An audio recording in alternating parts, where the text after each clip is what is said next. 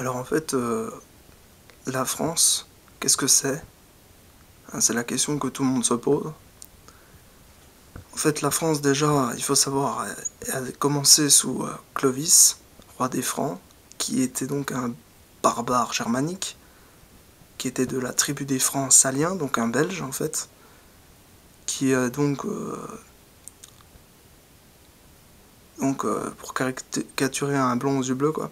Et il a, en fait, au lieu de continuer dans son folklore païen, et même carrément, en fait, c'était pas du folklore à l'époque, c'était dans sa croyance païenne, en plusieurs dieux, il a adhéré au dieu des chrétiens.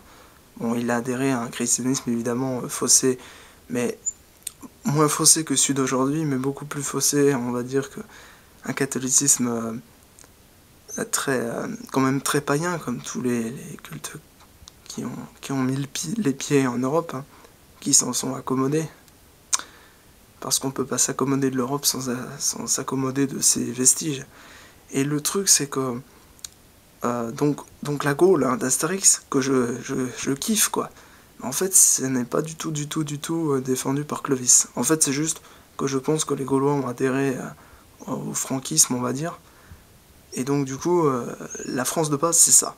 C'est la France blonde aux yeux bleus, entre guillemets, germanique, donc forcément défenseuse plus ou moins de la croix gammée, de la swastika, hein, de la Kronkreuz. Pourquoi?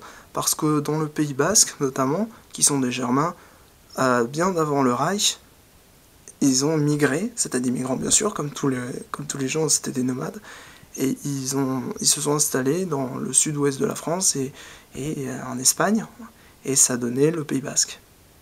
Et c'est l'illustration parfaite, hein, le drapeau, enfin le folklore, le symbole représentant le Pays Basque est le symbole parfait des Germains, en fait des Germains en tant que barbares païens, voilà.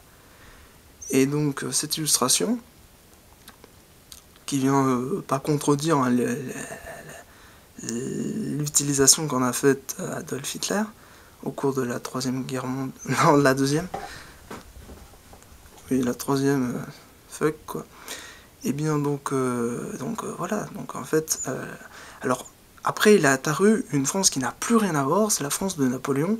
Alors je précise que la majorité était à 21 ans à cette époque et non à 18 ans comme aujourd'hui, que c'était très loin d'être laxiste, c'était très impérialiste, il allait jusqu'en Russie, mais grâce à Dieu il a tout perdu, hein, du coup ils sont, enfin façon de parler, mais ils sont rentrés, dans d'atroces circonstances d'ailleurs.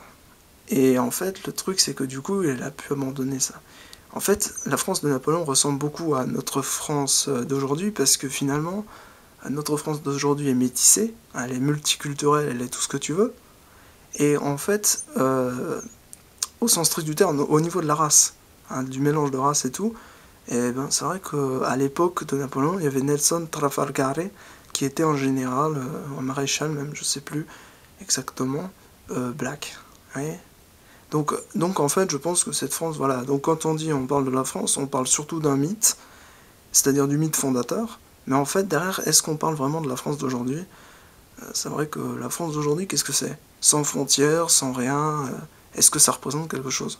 Alors moi j'ai envie de dire que oui, puisque la banque s'en occupe, la banque elle est toujours là pour dire vive la France, tout ça, il y a du bleu, blanc, rouge partout, mais ça ne justifie pas du tout comment dire, tous les déboires qui ont eu lieu à droite à gauche pour dire la France est partout, mais en fait non, qu'est-ce que la France? C'est la question. La France politique est-elle partout? Est-ce que c'est bon? Voilà, et qu'est-ce que la France en fait? Quand on parle aux Français, à qui on s'adresse?